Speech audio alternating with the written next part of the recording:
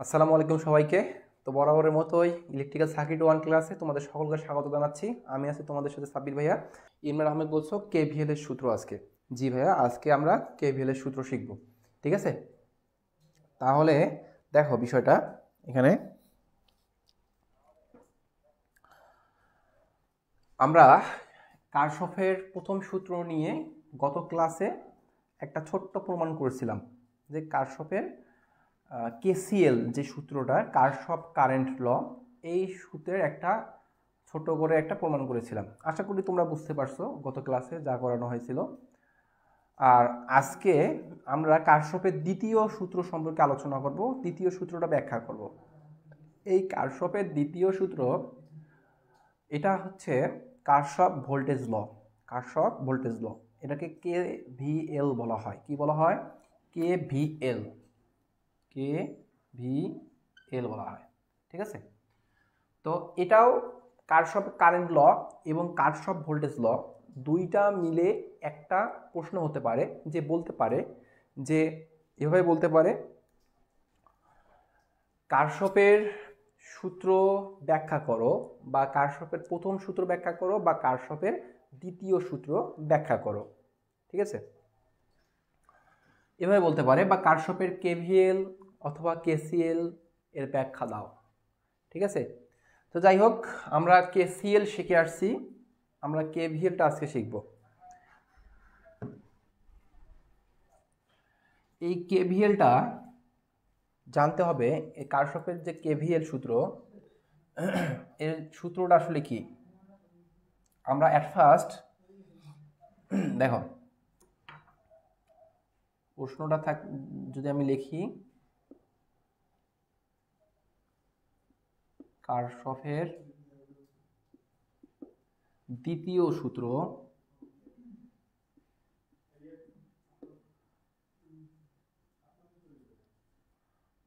অর্থাৎ কারশফের দ্বিতীয় সূত্র অর্থাৎ কেভিএল এর ব্যাখ্যা দাও। প্রশ্নটা কিন্তু দুইটা একসাথে আসতে পারে পরীক্ষায় আসলে। পরীক্ষায় যদি সংক্ষিপ্ত বা রচনামূলকে আসে, তাহলে কিন্তু দুইটাই একসাথে আসতে পারে। কেভিএল কেসিএল দুইটাই বলতে পারে যে কেভিএল ও কেসিএল এর ব্যাখ্যা দাও, এভাবে বলতে পারে।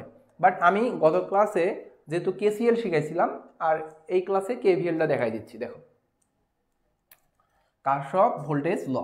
আচ্ছা, এখন কারশফের যে সূত্রটা, এই যে দ্বিতীয় সূত্রটা অর্থাৎ কেভিএল এর যে সূত্রটা, সেটি হচ্ছে এরকম।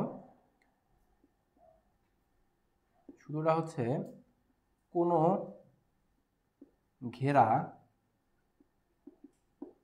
বা বদ্ধ সার্কিটের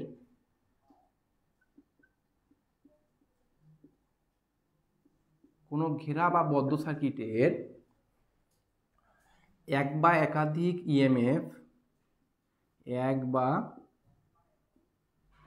একাধিক ইএমএফ, কোনো ঘেরা বা বদ্ধ সার্কিটের এক বা একাধিক ইএমএফ এবং ভোল্টেজ ড্রপ সমূহের যোগফল, ভোল্টেজ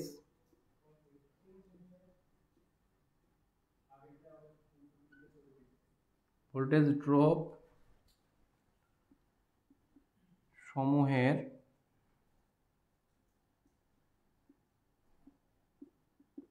বীজগাণিতিক যোগফল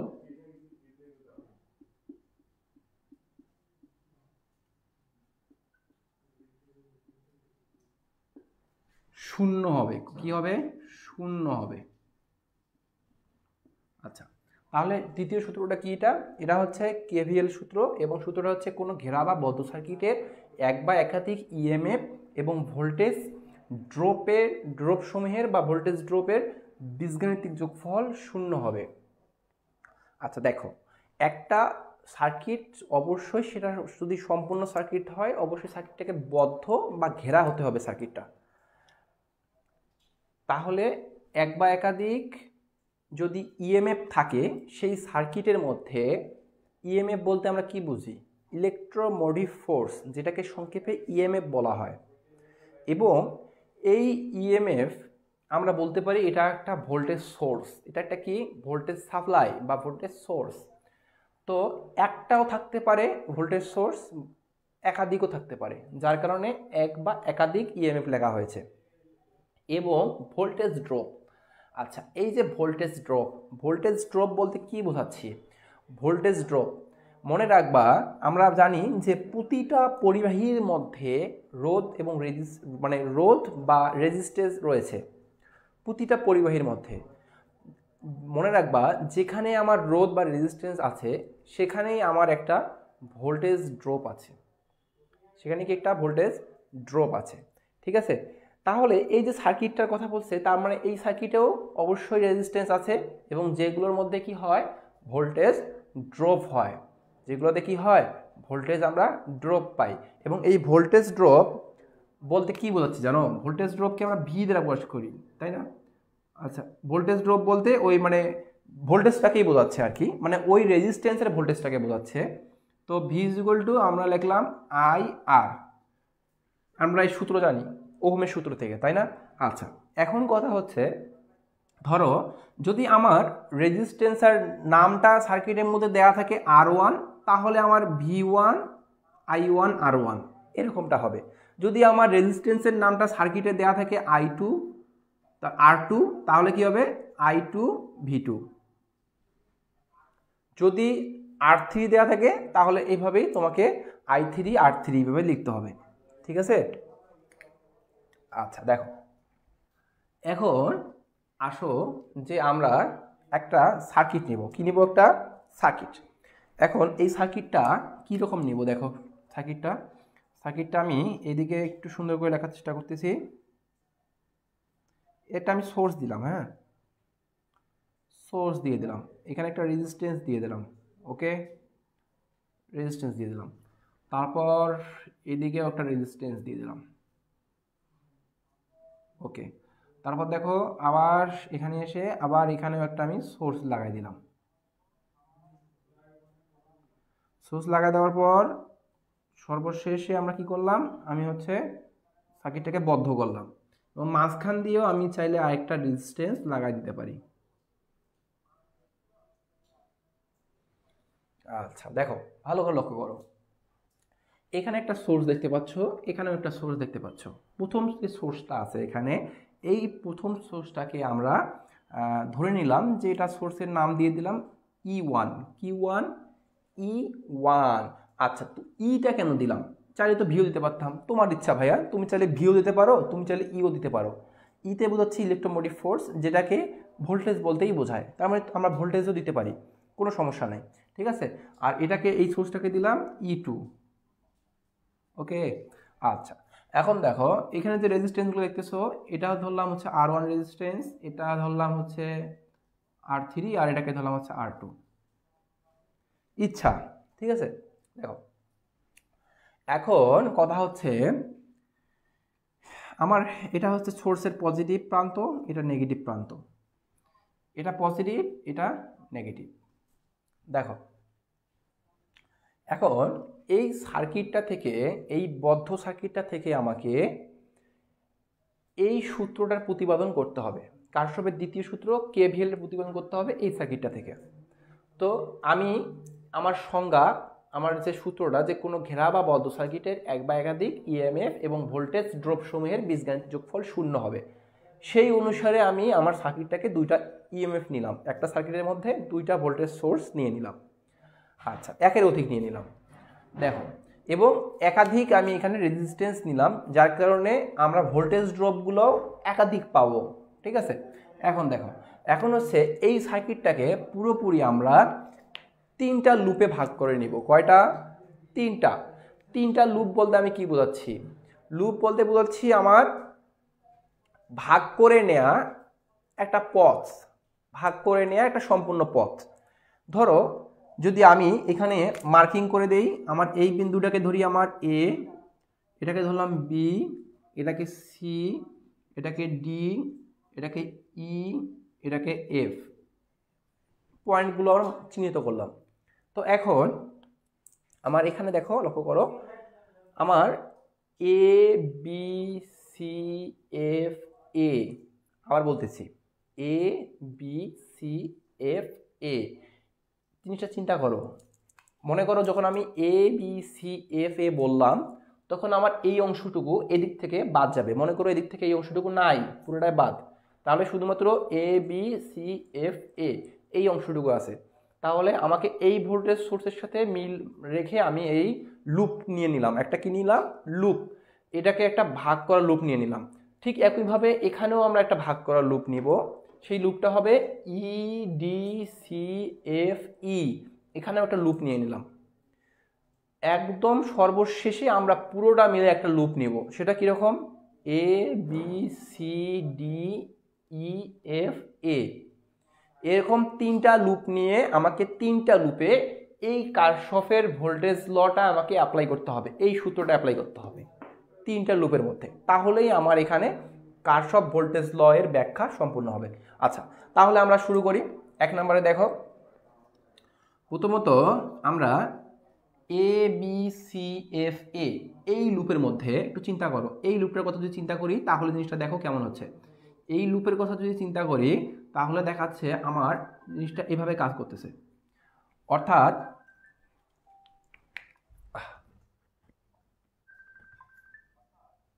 দেখো, অর্থাৎ আমার পজিটিভ, অবশ্যই মনে রাখবা যে ভোল্টেজ সোর্সের পজিটিভ থেকে কারেন্ট বের হয়। কোথা থেকে? পজিটিভ থেকে আমার কারেন্ট ফ্লো করে বা কারেন্ট বের হয়। এই কারেন্ট বের হয়ে দেখো কি ঘটছে, এদিক থেকে বের হয়েছে, সিতে আসছে, সি থেকে এফ, এফ থেকে এতে আবার নেগেটিভে প্রবেশ করছে। পজিটিভ থেকে বের হয়ে নেগেটিভ এসে প্রবেশ করছে, যার কারণে আমি আমার সাইকেলটাকে এইভাবে দেখাই দিলাম। ঠিক আছে, তাহলে এখানে কি প্রয়োগ করব আমরা? কে ভি এল প্রয়োগ করব। তাহলে আমরা লিখি যে আমরা এ বি সি এফ এ, এটা কথা মাথায় রাখবা, যেটা আমরা এ থেকে যদি শুরু করি তাহলে আমার ঘুরে ফিরে ওই এতে আসতে হবে। যেখান থেকে শুরু করব সেখানে এসে শেষ করতে হবে। তাহলে এ বি সি এফ এ লুপে কে ভি এল অ্যাপ্লাই করে পাই,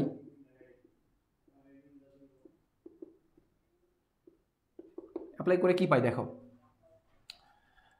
একটা কথা মাথায় রাখো, যদি আমরা এখানে একটা চিহ্নের ব্যাপার আছে, একটা সাইনের ব্যাপার আছে। চিহ্নের ব্যাপারটা কীরকম? চিহ্নের ব্যাপারটা হচ্ছে আমি যদি আমি যদি একটা লুপে প্রথম চিহ্ন নিয়ে কাজ করি তাহলে ওই লুপের সব জায়গাতেই আমি প্রথম চিহ্ন নিয়ে কাজ করব। আবার আমি যদি কোনো লুপে দ্বিতীয় চিহ্ন নিয়ে কাজ করি তাহলে আমি ওই লুপের সব জায়গায় দ্বিতীয় চিহ্ন নিয়ে কাজ করব। আমি বলতেছি না তুমি পজিটিভ নিয়ে কাজ করো, কারণ প্রথম চিহ্ন পজিটিভ হতে পারে, নেগেটিভ হতে পারে। আমি তোমাকে বলতেছি প্রথম চিহ্ন অথবা দ্বিতীয় চিহ্ন। তুমি যদি প্রথম চিহ্ন নিয়ে কাজ করো তাহলে তোমাকে প্রত্যেকটা ওই লুপের ওই ইকুয়েশনের সব জায়গায় তোমাকে প্রথম চিহ্ন নিয়ে কাজ করতে হবে। তুমি যদি দ্বিতীয় চিহ্ন নিয়ে কাজ করো তাহলে ওই লুপের বা ওই ইকুয়েশনের মধ্যে তোমাকে দ্বিতীয় চিহ্ন নিয়ে কাজ করতে হবে। আসলে বিষয়টা এমন, দেখো করতেছি, লক্ষ্য করো। পজিটিভ থেকে আমরা জানি কারেন্ট বের হয়, এই কারেন্টটা এদিক দিয়ে বের হলো, পজিটিভ দিয়ে বের হলো, বের হয়ে কোথায় গেল? এদিকে আসলো। কারেন্টের দিক কোন দিকে দেখাচ্ছে? এদিকে না, কারেন্টটা এদিকে যাচ্ছে। আচ্ছা, কারেন্টটা যদি এদিকে যায় তাহলে এইটা হবে পজিটিভ, এইটা হবে আমার নেগেটিভ। ঠিক একইভাবে ওই কারেন্টটা সি বিন্দু থেকে আবার তো এদিকে নিচের দিকে গেছে, তাই না?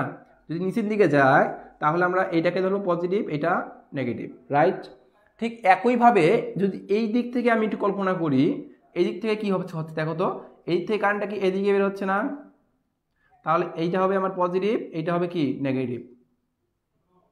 আচ্ছা, এখন দেখো, এখন হচ্ছে আমরা এ বি সি এফ এ লুপে কেভিএল অ্যাপ্লাই করে পাই। এই লুপটাকে নিলাম, এই লুপের মধ্যে এখন কেভিএল অ্যাপ্লাই করব। কেভিএল অ্যাপ্লাই করলে দেখো তো কি থাকতেছে, আমি যদি প্রথম চিহ্ন নিয়ে কাজ করি তাহলে প্রথম চিহ্ন মাইনাস, প্রথম চিহ্ন কি মাইনাস, এটা কি E1, প্রথম ভোল্টেজটা নিলাম, ঠিক আছে, ভোল্টেজ সোর্স নিলাম, ইএমএফটা নিলাম। আচ্ছা, তারপর দেখো তারপরেরটা কি, তারপরটা হচ্ছে R1। R1 কে আমি এখানে নিতে পারবো? হ্যাঁ নিতে পারবো, বাট R1 এর আমি ভোল্টেজ ড্রপটা নিব। R1 এর ভোল্টেজ ড্রপ কি হবে? R1 এর VR1 যদি হয় তাহলে এটা কি হবে? I1 R1, লক্ষ্য করো, কারণ আমার এর মধ্য দিয়ে কারেন্ট ফ্লো হবে কি, I1 কারেন্ট ফ্লো হবে, ঠিক আছে। R1 এর মধ্য দিয়ে I1 কারেন্ট ফ্লো হবে, R2 এর মধ্য দিয়ে I2 কারেন্ট ফ্লো হবে, I3 এর মধ্য দিয়ে I3, R3 এর মধ্য দিয়ে I3 কারেন্ট প্রবাহিত হবে, ঠিক আছে।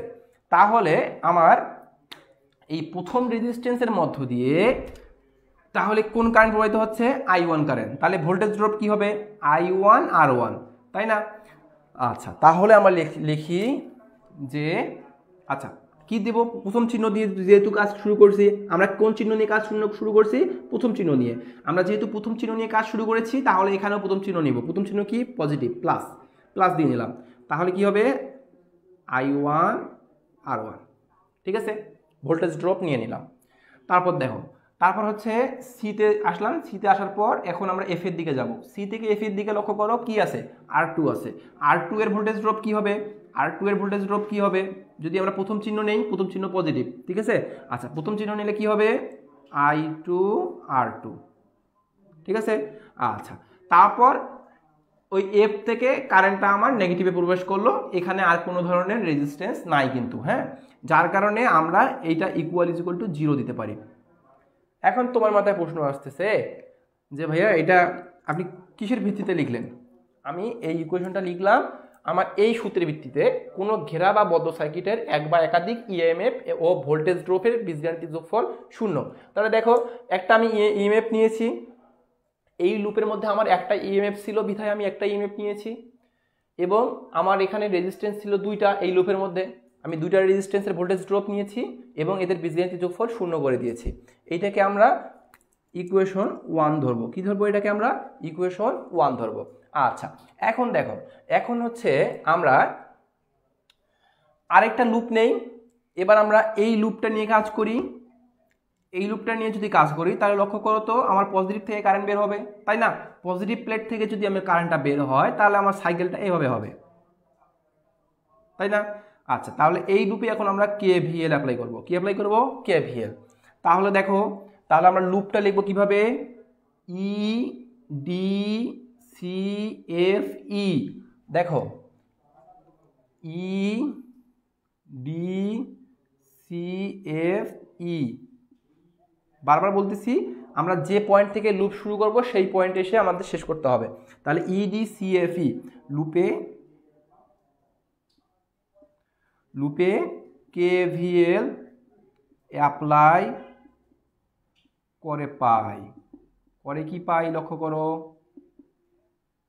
আচ্ছা, দেখো KVL অ্যাপ্লাই করে আমরা কি পাচ্ছি একটু ভালো করে লক্ষ্য করো। দেখো, এই লুপের মধ্যেও সেম একই প্রসেস। আমি যদি প্রথম চিহ্ন বা প্রথম সাইন নিয়ে কাজ করি, আমাকে ওই লুপের ইকুয়েশনে সব জায়গায় আমাকে প্রথম সাইন নিয়ে কাজ করতে হবে।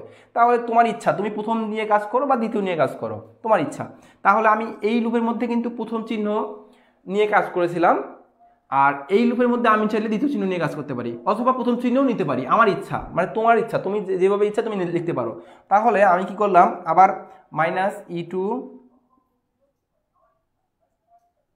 -E2 প্রথম চিহ্ন ছিল মাইনাস, তার কারণে মাইনাস দিলাম। তারপরে এখানে প্রথম চিহ্ন কি, পজিটিভ, তাহলে প্লাস। তাহলে কার মধ্যে দিয়ে কারেন্ট ফ্লো হচ্ছে, I3 কারেন্ট ফ্লো হচ্ছে R3 এর মধ্য দিয়ে। তাহলে আমরা কি লিখবো, I3 R3, ঠিক আছে। আচ্ছা, তারপর ওই কারেন্টটা কোথায় আসছে, সি বিন্দু হয়ে আমার এফ এর দিকে আসছে, তারপরেই না আমার কারেন্টটা নেগেটিভের দিকে ঢুকছে, তাই না। তাহলে আমার সি থেকে যখন এফ এর দিকে আসছে, তাহলে ওখানে একটা রেজিস্ট্যান্স ছিল R2 রেজিস্ট্যান্স, তাহলে এখানে প্রথম চিহ্ন কি, পজিটিভ, তাহলে কি হবে I2 R2, তাহলে কি হলো, = 0। এটাকে সমীকরণ 2 ধরলাম। এতটুকু কি বুঝতে পারছো তোমরা? তোমরা যদি এতটুকু বুঝতে পারো একটু কমেন্ট করে জানাও, হ্যাঁ। তো সর্বশেষ আমরা আরেকটা লুপ নিব, যে লুপটা হচ্ছে ABCDEFA, পুরোটা মিলে একটা আমরা লুপ নিব, পুরোটা মিলে। দেখো, তাহলে আমরা লিখি যে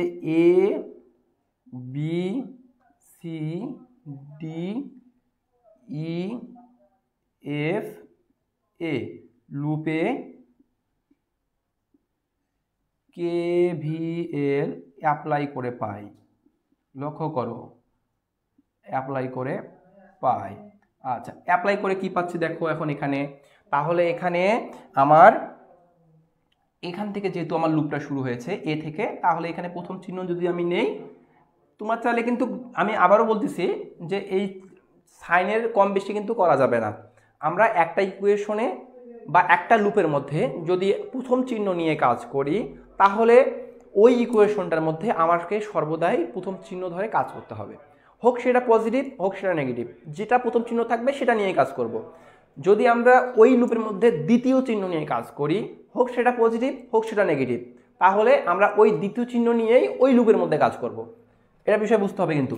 তারপর দেখো, তারপর হচ্ছে আমরা এখানে প্রথম চিহ্ন যদি নেই তাহলে -e2, তারপর ওদিকে আসো, ওইদিকে আসলে কি থাকতেছে দেখো তো,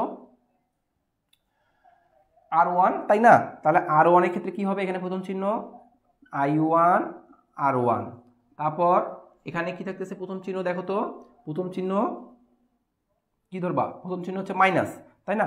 তাহলে প্রথম চিহ্ন এখানে মাইনাস দাও, -i3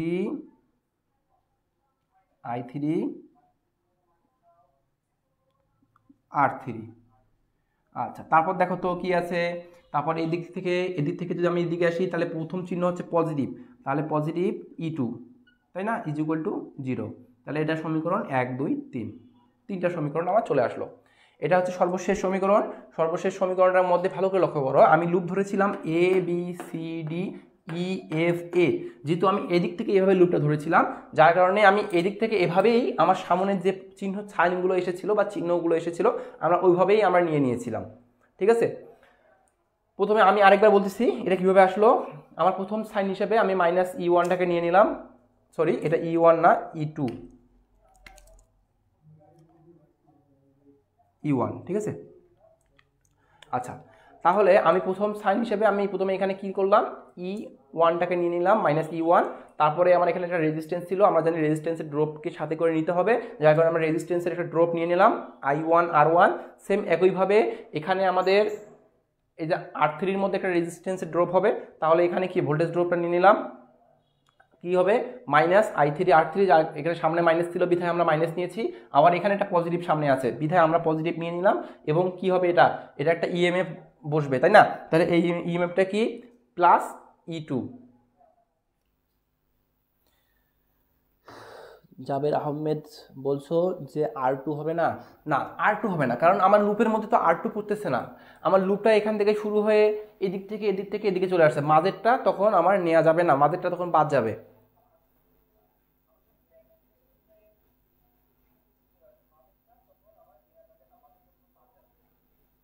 আশা করি বুঝতে পারছো সবাই। আচ্ছা, তাহলে এখন আমরা ম্যাথে চলে যাই, আমরা একটা ম্যাথ করি, কি বলো তোমরা সবাই, বলো। একটা 31-এর বই নিয়ে এসো তো।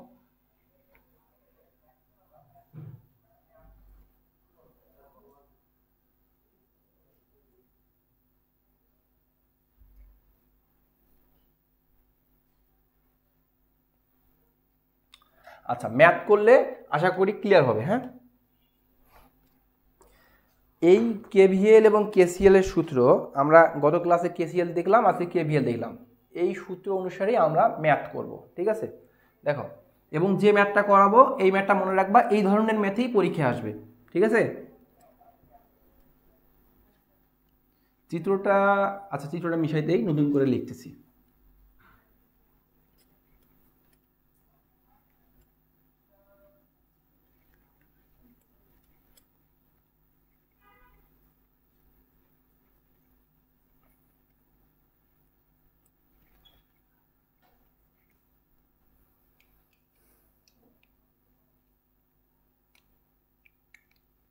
হ্যাঁ ভাইয়া, প্রমাণটা ওখানেই শেষ, প্রমাণটা অতটুকুর মধ্যেই শেষ থাকবে। হ্যাঁ, আর কিছু লিখতে হবে না প্রমাণে।